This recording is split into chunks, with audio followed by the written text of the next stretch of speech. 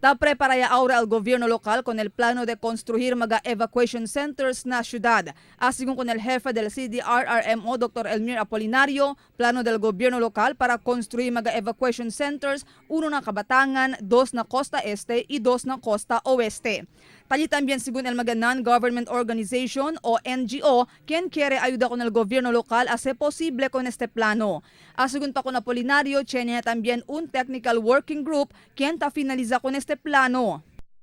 Tiene instruction si Mayor Beng for our office to already coordinate with the City Engineer's Office and the City Planning Office in coming out with evacuation centers. So tiene kami model ya puede saka, in fact, el technical working group, taman finalize ya siya kami el working draft, but then it needs their approval before we can proceed with the technical procurement process de ese.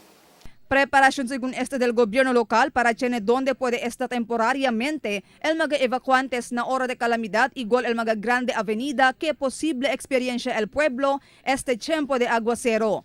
Según también con Apolinario, tiene fondo el gobierno local para con este plano.